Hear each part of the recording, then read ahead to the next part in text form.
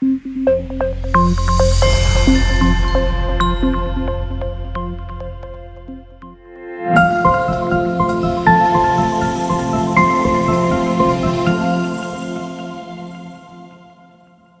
dia, queridos, graça e paz. Que alegria, que alegria. Eu me sinto muito honrado entre muitos amigos do apóstolo Djalma. Eu fui assim pescado para estar aqui no aniversário dele, né? Isso é especial demais, né? Isso é muito bom. Infelizmente não pude vir com a família, mas eles mandam abraço, mandam beijo. Eles ficam recordando tantos anos de relacionamentos. Eles têm sido bênção na nossa vida há muitos anos, pelo menos 27 anos, por aí. E as crianças são tudo grande, né? Lembram ele passeando no zoológico aqui em São Paulo com eles, Ibirapuera, vamos lá em tantos lugares. Eles guardam essas coisas muito preciosas. E somos gratos a Deus pela sua vida, pela saúde, pela mão do Senhor que está sobre você, sobre a sua casa, sobre a mina. É muito precioso que Deus tem feito em vocês e através de vocês e com toda essa igreja. Eu sinto-me honrado também pela equipe pastoral, permitir que eu viesse a fazer parte dessa festa. Eu tive um privilégio singular, né? Ontem saí almoçar com a família e depois nós demos uma rapidinha, passadinha ali para comer pastelzinho de Belém, só eu e ele. Muito bom. Mas o que me emocionou mais é a vaga de estacionamento, né? para idosos. Né?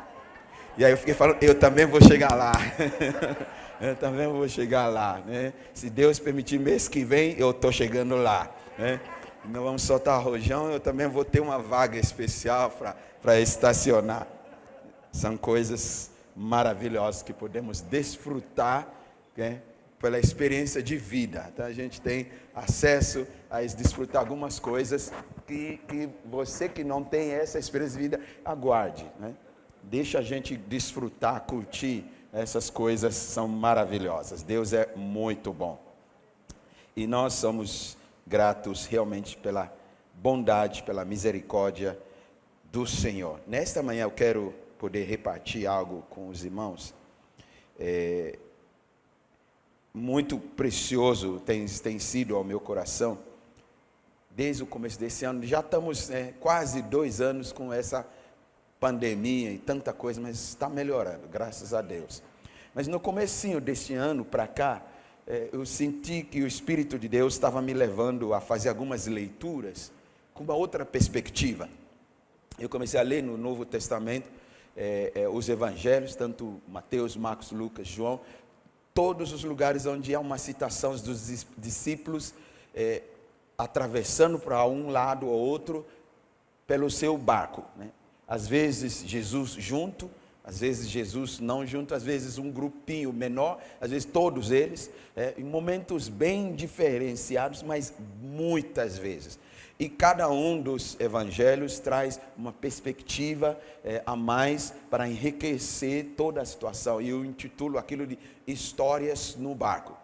E tem sido maravilhoso, meditando sobre cada um deles, meditando sobre cada um e vendo coisas preciosas, vendo lições preciosas de uma outra forma que eu não havia visto antes. E nesta manhã eu quero compartilhar uma dessas historinhas do barco, né? Tem várias, pelo menos uma meia dúzia delas. E depois em Atos tem outro que aconteceu com Paulo, que ele teve um naufrágio do barco dele, que é uma história maravilhosa. Lições que a gente pode tirar. E nesse dia festivo, nós queremos trazer algumas aplicações, pedras preciosas dessa historinha. Encontra-se no Evangelho de Marcos, capítulo 8. Mateus cita a mesma coisa, mas nós vamos ler esse aqui de Marcos, capítulo 8. Eu estou lendo da linguagem de hoje, a partir do versículo 14. Diz assim: os discípulos haviam esquecido, eles já estavam no barco, os discípulos de um lugar estavam com Jesus, e nesse barco, diz assim, os discípulos haviam esquecido de levar pão e só tinham um pão no barco.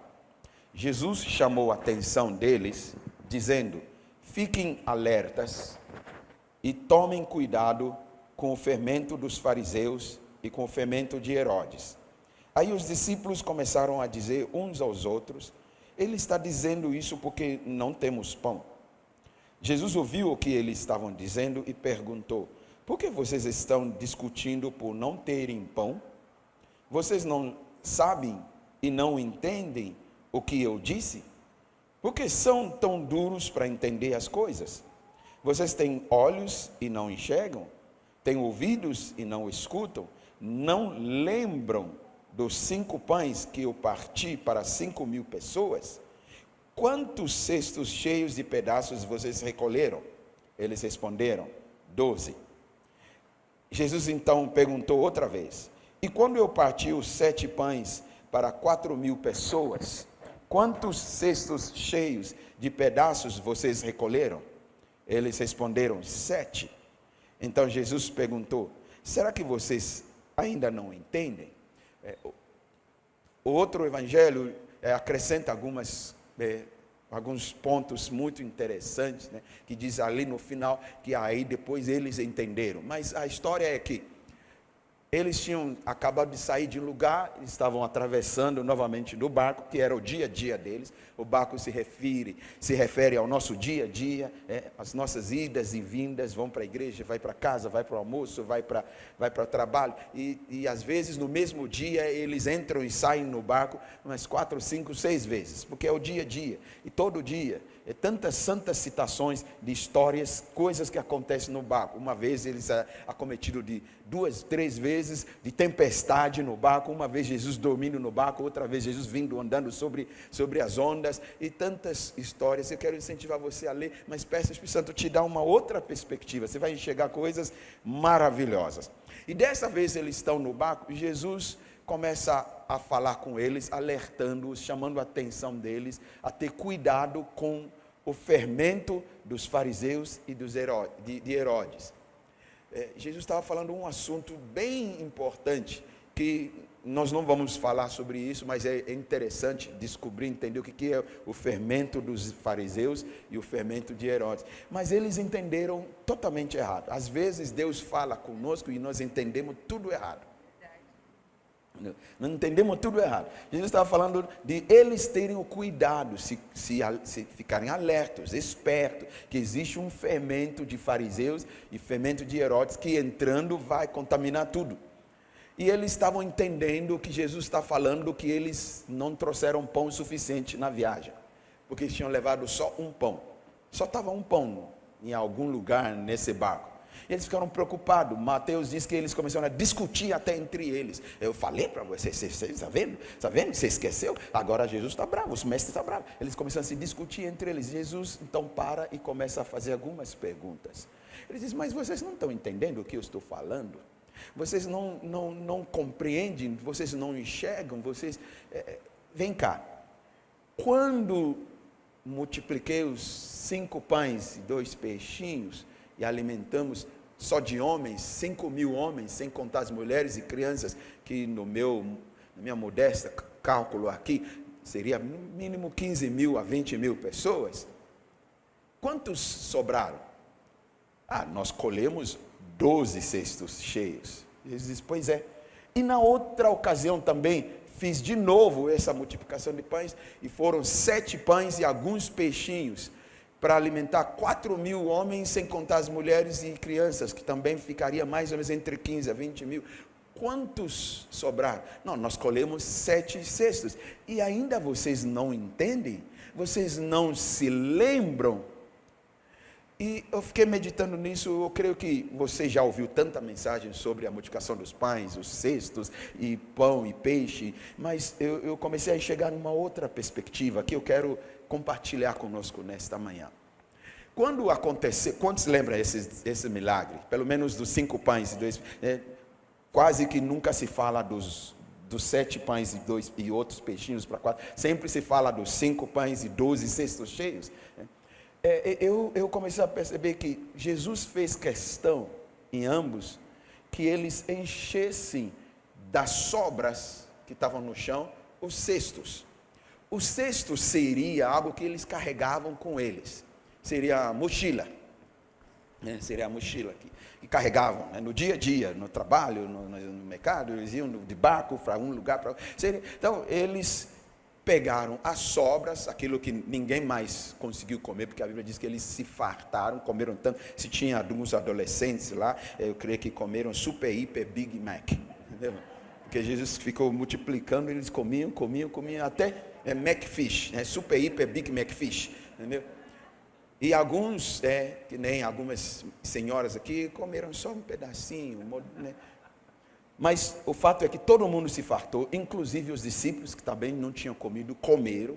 A Bíblia não enfatiza isso, mas eu acredito que todo mundo sentou e todo mundo comeu.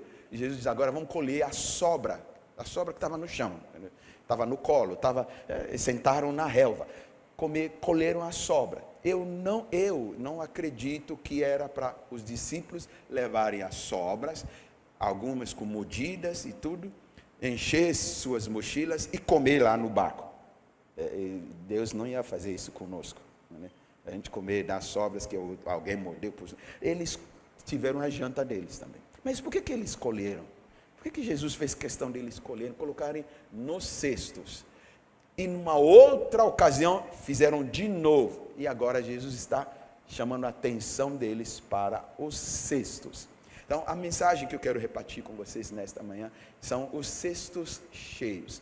Eu imagino, eu entendo com essa perspectiva que Deus estava estabelecendo algo que, na realidade, tem em toda a Escritura, em toda a Bíblia, em muitos lugares, memorial. Aquelas sobras no cesto, na mochila deles, era para servir de memorial. Mais cedo, mais tarde, eles iam jogar fora em algum lugar. Limpar ali e iam jogar fora em algum lugar. Mas Jesus faz questão de lembrá-los. Quantos cestos vocês encheram de sobra? 12. Quantos cestos vocês encheram de sobra? 7. E vocês não se lembram, estão preocupados, estão levando um pão só? Estão preocupados? Eu creio que Jesus está tentando trazer eles à memória.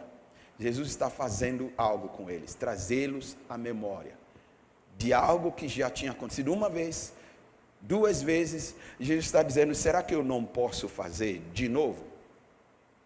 Se com 5.000 homens, ou 4.000 homens, e sem contar as mulheres, tinha só 5 pães, 2 peixes, 7 pães, alguns peixinhos, e todo mundo se fartou, e sobrou para vocês levarem na mochila, para levar embora, vocês acham que só nós, vocês 12 mais eu, 13 aqui no barco com um pão, nós vamos passar fome? Vocês não se lembram o que eu já fiz? Ele está querendo lhes dizer, eu enxergo desta forma a lição, que primeiro Deus quer nos fazer entender que Ele pega o nosso pouco, ou quase nada, e transforma em muito. Amém? Ele toma o nosso pouco e quase nada e transforma em muito. Ele pega 5 pães, ou 7 pães, ou um pão só, e ele pode e vai transformar em muito. Não há nada impossível para ele. Só que os discípulos não estão entendendo isso. Eles não estão compreendendo isso. Não estão enxergando. É essa a indagação de Jesus. Porque eles esqueceram o que tinha acontecido. E muitas vezes, por esquecermos o que Deus já fez, quando passamos por alguma situação que pareça, desta vez vai ser difícil, nós não conseguimos enxergar que Deus pode fazer de novo. Diga para alguém ao seu lado, Deus pode fazer de novo. Amém? Quantos creem nisso, que Deus pode fazer de novo? E por não lembrarmos, nós esquecemos, nós achamos que desta vez estamos lascados. Dessa vez, meu Senhor, eu entrei num beco sem saída. Várias vezes nossa tendência é esquecer-nos das coisas boas. Isso até na vida natural. A gente esquece das experiências boas, das coisas boas que as pessoas fizeram para nós, que Deus fez para nós, que nós fizemos. E a gente só se lembra, a nossa tendência, alguns aqui não, graças a Deus. Mas a nossa tendência é só lembrar as coisas ruins. As coisas negativas, onde teve falta, onde houve problema, onde houve não sei o que, falta de não sei o que, nós lembramos mais disso. E nós esquecemos daquilo que Deus já fez. Nessa manhã, além dessa ministração, tudo nós estamos lembrando daquilo que Deus já fez na vida do apóstolo Djalma.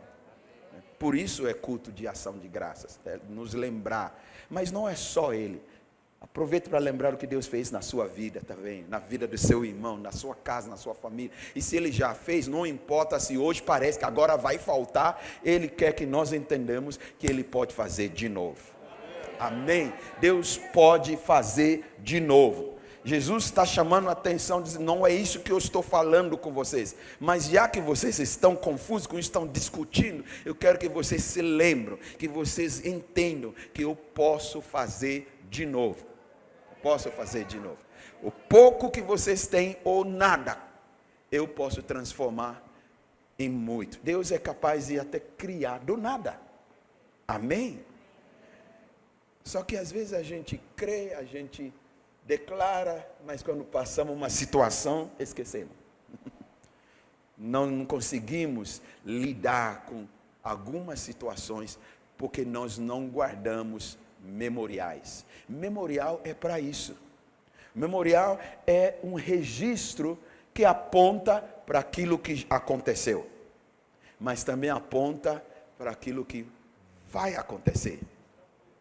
Várias vezes nas Escrituras encontramos Deus levando o seu povo, ou o povo todo, ou algumas pessoas, alguns personagens, a guardar memoriais. Quando o povo atravessou o Mar Vermelho, Deus pediu que eles pegassem 12 pedras do fundo do mar e no outro lado erguessem um memorial. Para quê? Para que lá na frente, no futuro, as gerações que virão, quando perguntarem, o que é isso aqui? Eles iriam dizer, foi quando o Senhor abriu o mar e nós atravessamos enxuto e derrotou todos os nossos inimigos. E nós chegamos nessa terra aqui, para lembrar do que Deus fez. Quando, com a liderança de Josué, eles atravessaram o Rio Jordão, Deus pediu a mesma coisa. Dessa vez, duas coisas interessantes. Eles pegaram pedras de onde pisaram os pés do sacerdote carregando o arca, no rio aberto, terra enxuta, seca, levantaram um monumento dentro do rio, no fundo do rio, e levantaram outro monumento fora do rio, lá no outro lado. Dois monumentos memoriais. E Deus diz, isso é para que vocês lembrassem sempre que eu abri o rio e vocês passaram, segurei as ondas, e ainda eu vou fazer mais lá na terra. Porque se eu já fiz, eu posso fazer de novo. Nada que eu não possa fazer. E seus filhos e os filhos dos filhos perguntarem, para que serve essa coisa aqui de pedras montoado aqui? Vocês vão contar para eles o que Deus fez. E para que eles saibam que não importa o que vierem a passar, o Deus do passado é o mesmo hoje e eternamente é. É o Deus de Abraão, é o Deus de Isaac, é o Deus de Jacó, é o teu Deus, é o meu Deus. Aleluia! Se Ele fez, Ele vai fazer de novo. Memorial. Então eu entendo que Jesus fez questão de lembrar-os dos cestos, porque isso era o memorial daquilo que tinha acontecido.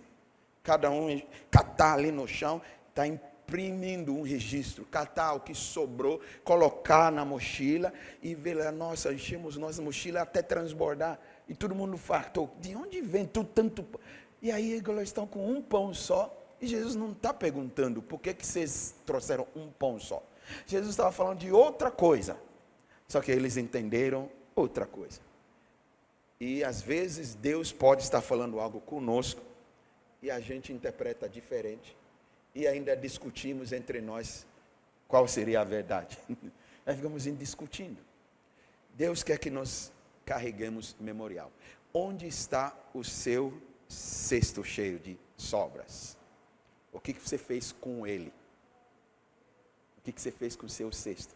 O que você fez com os feitos do nosso Deus, nosso Pai, na sua vida, ao longo de... E às vezes não precisa ser coisas extravagantes.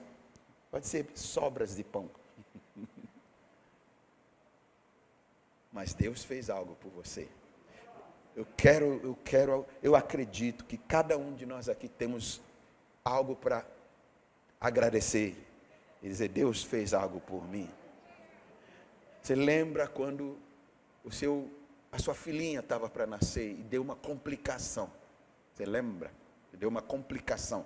Os médicos disseram: não vai dar certo, não vai dar. Deu uma complicação. Você entrou em desespero. Você passou 2 noites sem dormir, andando na casa, desesperado. As 2 noites sem dormir. E clamando. E de repente, vem um telefonema. E disseram que algo mudou no quadro. Está respirando direito. Está restaurado. E essa menina agora já é jovem. E você começou a passar uma situação difícil com ela. E você esqueceu do que Deus fez quando ela nasceu. E você está desesperado de novo. E você está achando: desta vez estou lascada. Não, estou perdendo minha filha. Jesus está perguntando: quantos cestos você encheu naquela vez?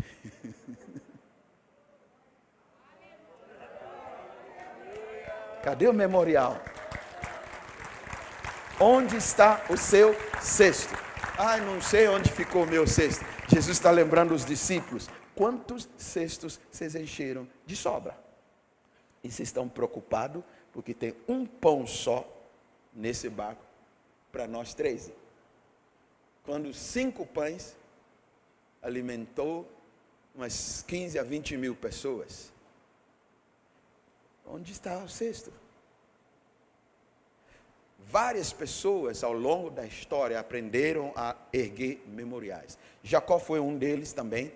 Abraão levantou vários memoriais. Alguns desses memoriais até chamamos de altares, mas eram memoriais.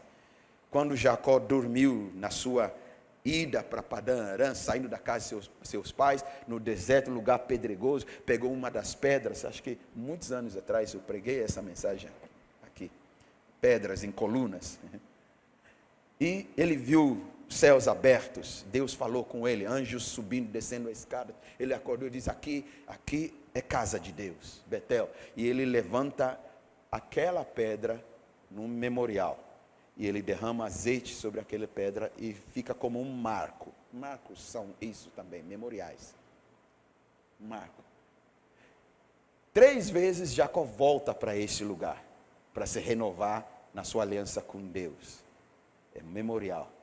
E Deus diz: assim como eu abençoei seus pais, Abraão e Isaac, eu vou te abençoar. E eu vou estar contigo, jamais vou te deixar até eu cumprir o que eu tenho dito ao teu respeito. São memoriais. Outro memorial na vida de Jacó seria quando ele ficou manco. São memoriais estranhos. Eu estou dando exemplos estranhos só para a gente dizer que não é aquele negócio bonitinho. Pode ser sobra de pão, pode ser você está mancando. Porque Deus tocou na coxa dele. E Deus fez ele entender que eu reverto toda a situação com teu irmão e você não vai precisar enfrentar ele. Você não vai precisar brigar, você não precisa fugir dele, porque ele estava com medo de Esaú. Mas quando Esaú se achega, se aproxima, Jacó descobre que Deus já havia mudado o coração de Esaú. Esaú não veio para matá-lo. Esaú veio para fazer festa com eles. Eles comeram, beberam. E Jacó estava: pois é, eu não tenho força para brigar. Ele tinha força para brigar com o anjo. Mas agora com o irmão ele não tem mais força. Ele tem que inclinar no cajado. Como que eu vou vencer meu irmão? E Deus mostrou para ele: eu é quem luto as suas batalhas por você. Eu é quem luta. E Jacó ficou o resto da vida dele assim. O resto da vida dele. Jacó não pode mais lutar. Deus lutava por ele. Eu não sei qual é o memorial, quais memoriais você guarda. Eu lembro, sou daquela geração, alguns aqui também, né? Então, estou falando de vaga de estacionamento. Na nossa geração, quando a gente namorava, a gente mandava carta. A gente escrevia carta perfumada. E as meninas, e nós os meninos também, eu fiz isso também. A gente guardava a carta num lugar especial. E de vez em quando, pegava para ler de novo. E cheirar. E curtir a memória daquele dia. E fica esperando quando vai ter de novo. Vem, meu amado. Vem, minha amada. São memoriais. Por que a gente guarda joias, mulheres, em porta-joias? Memorial é isso. Eu lembro, e a mulher tem uma mente muito, muito avançada. Ela lembra de tudo. Minha esposa lembra de qual casamento que eu fui com qual terno. Eu estava indo num casamento semana passada. Ela, amor, esse você usou tal, esse você usou tal, você não pode usar mais porque está nas fotos. Eu falei, meu Deus do céu, eu só tenho 3. Então está em todas as fotos. Que a mulher lembra qual ela usou, qual sapato ela usou no culto de ordenação de fulano, e aí agora vai ter outro culto de ordenação, ela não pode usar mais aquele par, ela tem que usar outro par, porque todo mundo vai lembrar do sapato dela. Não lembramos não lembramos, mas ela lembra. Memória. Nós somos capazes de guardar memórias, mas quando vem tocante as coisas de Deus, parece que a gente esquece. A gente não guarda as memórias. A gente não volta para o quarto e fica deitado e lembrar-se dos feitos do Senhor. E ficar com saudade, e ficar adorando, louvando, bendizendo ao Senhor. Isso faz mudar a situação que estamos hoje, porque isso faz aflorar de novo a fé em meu coração, de que Ele pode fazer de novo. Ele pode fazer de novo. Nesses anos, Deus tem abençoado sua vida, Deus tem abençoado sua casa, Deus tem nos abençoado através da vida do seu servo, do seu filho, nosso irmão querido, que tem à frente dessa congregação, desse rebanho, e estamos nos alegrando, lembrando de cada feito que o Senhor realizou em nós e no nosso meio. É tempo de celebrar, é tempo de se lembrar, é tempo de olhar para o memorial. Alguns lugares eles inauguram um prédio e colocam uma placa ali, um memorial. Ano tal, fulano tal, até dá o nome para aquele lugar de um político, de um não sei quem. E está lá para lembrar. Temos marcos. Nós brasileiros temos uma dificuldade. Nós não lembramos a história. É muito difícil. Poucos lembram. A gente esquece. Passou 2, 3, 4 anos, esquecemos tudo da política que já aconteceu, o que já vivemos antes, e estamos clamando para voltar ao que já vivemos de ruim. Eu não estou fazendo apologia política, eu não apoio ninguém. Eu por ter sido estrangeiro por anos, até me naturalizei, eu não me envolvia com política. Isso era demais, maravilhoso para mim, porque senão ia ser deportado. Então eu fiquei quietinho. Então, eu não apoio ninguém, eu voto, mas eu não apoio ninguém, não estou fazendo campanha para ninguém. Eu só estou dizendo que como é terrível a gente viveu algo que a gente viveu, que a gente sofreu, e a gente agora passa uma situação difícil, quero aquilo lá, esquecemos. E assim é no trabalho, assim é na empresa, assim é, e às vezes até na igreja.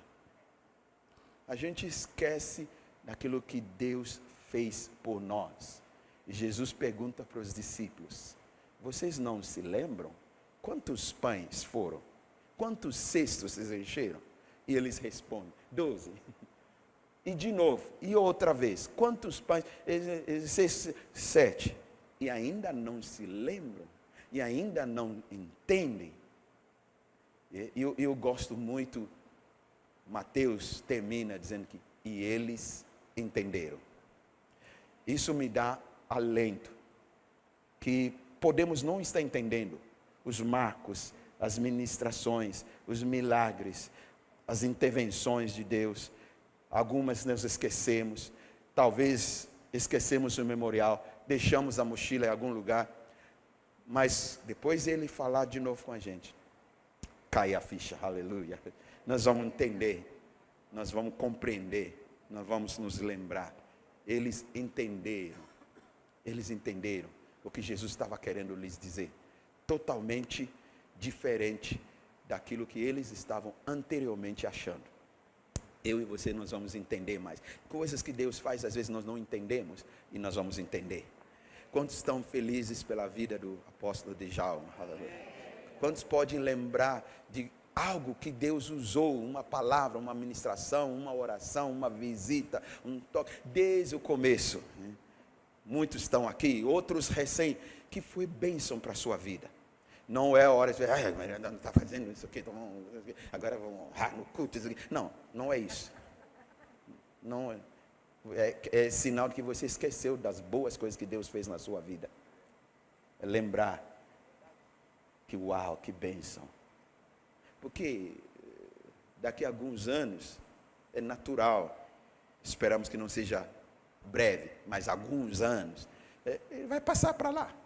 Aí não vão ficar, porque a gente sente saudade. Agora é para celebrar, para lembrar. Jesus está ensinando os discípulos a ter memorial.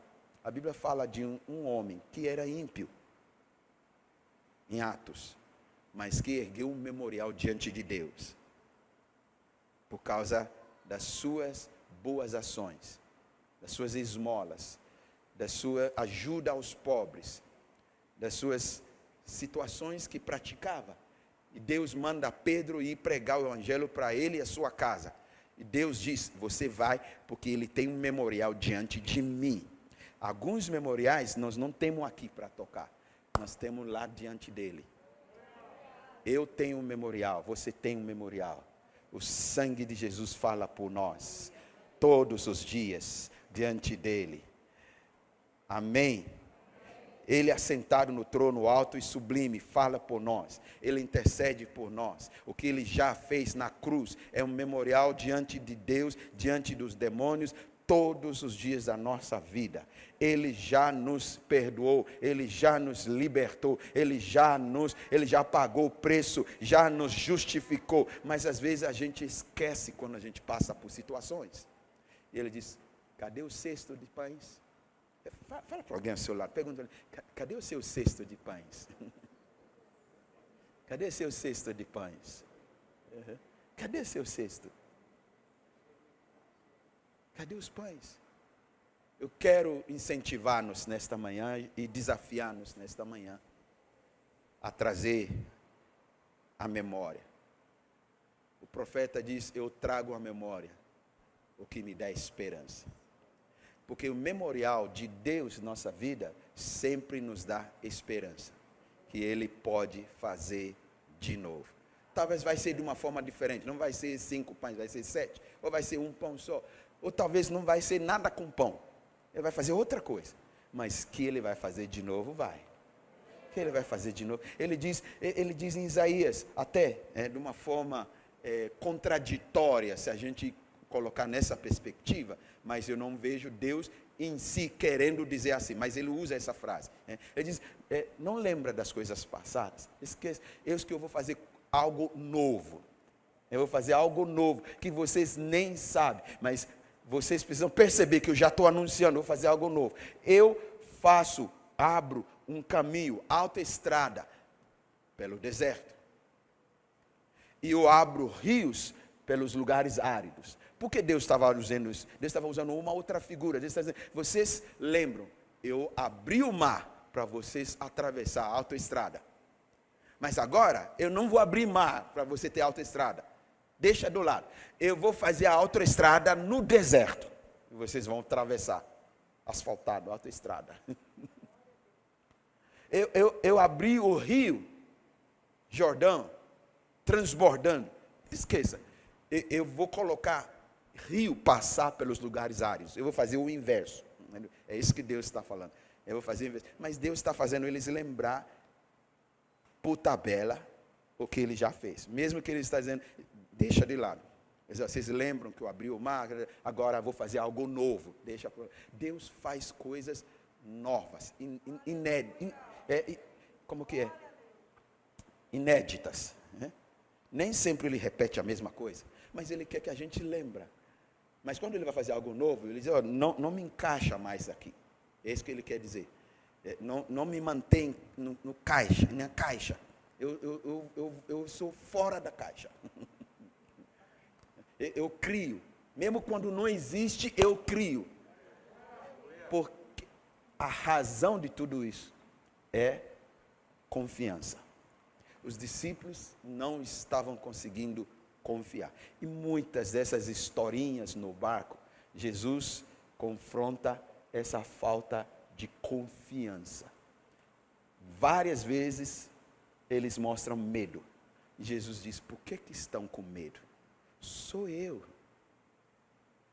Por que estão com medo? E as provas, as situações negativas, fazem aflorar os nossos medos, que temos, que estão lá. Alguns já vencemos, outros estão lá ainda. É só passar o barco por uma tempestade, vai aparecer aquele medo. E o medo permanece e domina onde não há confiança suficiente. E Jesus responde aos nossos medos. Ele diz, sou eu. A palavra traduzida, sou eu, no Novo Testamento, Jesus dizendo, sou eu, é a mesma palavra que Deus diz para Moisés, quando Moisés diz, se o povo me perguntar quem que me enviou, o que eu diria? Eles digam, eu sou. Só que quando a gente usa a frase, eu sou, a gente sente arrepio. Nossa, eu sou. E quando diz, sou eu, não sentimos nada. Mas é a mesma palavra. Sou eu sou. O eu sou está contigo. Ele diz, por que você está com medo? Por que você está desesperado? Por que você está aflito? Davi diz, por que estás aflito, ó minha alma? É porque nós não conseguimos confiar como deveríamos. Eu tenho percebido que às vezes, isso acontece comigo, deve acontecer com você. Às vezes, a nossa prática de fé, a nossa experiência de fé na prática, não acompanha no mesmo nível a nossa profissão de fé. Nós professamos, declaramos, e quando vai no vamos ver, está faltando. Não acompanha? É isso que Jesus chama de homens de pouca fé. Não que não tem fé, que não acompanha. Não acompanha o que está dizendo. Nós cremos, o Senhor é poderoso. O Senhor... Aí quando tem pão... Ai meu Deus, nós esquecemos o pão. Eles discutiam entre eles. Aí agora, está vendo? Agora o mestre, nós esquecemos o pão. Como que você viaja sem comprar aquele pão?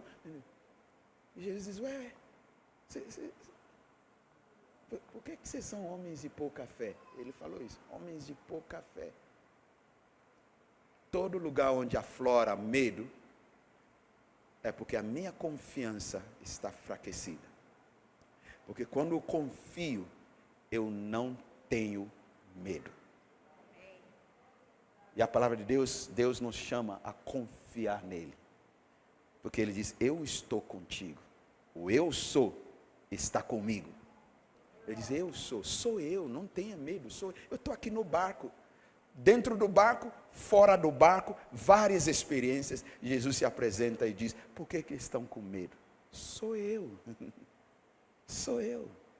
Ele acalma as ondas, repreende, e outra vez ele não faz nada com a onda, nada com o vento. Ele anda no meio. E nada. E depois chega lá e tudo para. Nem sempre ele vai repreender a onda. Mas se ele não repreender a onda, e o vento continua batendo, ele está com você. Ele diz, confia. Se ele não apagar o fogo da fornalha, é porque ele vai estar dentro com você. E os amigos de Daniel dizem, mesmo que ele não nos resgatar, não nos liberar, não nos livrar, nós não vamos nos entregar. Não vamos entregar os betes, não. Pode mandar, pode jogar dentro. Vamos queimar, vamos cremar, vamos virar tudo cinza. Não tem problema. E se Deus não tivesse livrado eles? Você sabe que às vezes Deus não livra? Você já passou situação assim? Leia Hebreus 11. Há outros heróis da fé que não foram libertos, que o milagre não aconteceu. E a Bíblia diz, é porque havia algo muito maior aguardando eles. Algo muito maior. Nós achamos que fé sempre tem que trazer o resultado. Se trouxe resultado, teve fé. Não teve resultado, acho que não tem fé. Nem sempre traz resultado daquilo que nós imaginamos. A fé é o firme fundamento das coisas que se esperam, mas também é a plena convicção das coisas que não se vê. O que quer dizer isso? Ainda que ele me mate, confiarei nele. A minha confiança tem que estar nele. Nesta manhã eu quero terminar incentivando cada um de nós. Confie no Senhor. Entregue seus caminhos a Ele. Confia nele. E todo demais Ele fará. O eu sou está com você. No monte, no vale, com 5 pães, com um só, 100, não importa. Ele está com você. E Ele quer que nós lembremos do que Ele já fez. Daquele livramento, daquela porta, daquela cura, daquele perdão que eu achei que nunca ia alcançar. E Ele me deu. Ele quer que se lembre. Se eu pude perdoar aquele pecado cavernoso seu, você acha que não posso perdoar esse aí também? Cadê o cesto cheio? Traga a memória. Lembram. Vamos lembrar das coisas que o nosso Pai já nos fez. Tem coisas que Ele está fazendo agora. Jesus está fazendo. E tem coisas que Ele ainda vai fazer. A Bíblia diz. Mas eu só consigo acreditar no que Ele ainda vai fazer ou está fazendo, porque eu me lembro do que Ele já fez. Isso é importante para nós humanos. Nós, ao lembrarmos do que Ele já fez, por isso constrói um memorial, nós conseguimos acreditar e confiar que Ele está fazendo e Ele fará. Tem coisas que Jesus não vai fazer mais. Ele já fez. Ele não vai descer, subir numa cruz de novo, morrer por nós resgatar. Ele já fez. Mas tem coisas que Ele está fazendo agora. A Bíblia diz que Ele está diante do Pai, intercedendo por nós. Ele está fazendo. Mas tem outras coisas que Ele vai fazer ainda. Ele diz, vai soar uma trombeta, Maranata vem. Nós cantamos agora há pouco. E Ele virá. Segunda vez. É algo que Ele vai fazer. E Ele vai nos levar para estar com Ele. Algo que Ele vai fazer. Mas eu consigo projetar e me ver. Porque eu projeto para trás, eu me vejo de onde Ele me tirou. Se Ele foi capaz, Paulo diz, Ele é capaz de guardar o que eu confiei nele. Ele me tirou dali. Ele diz, eu te tiro mais vezes quando precisar de qualquer situação. Se você confiar em mim. Ele pode fazer de novo. Amém? Que Deus abençoe seu coração nesta manhã. Que Deus te abençoe.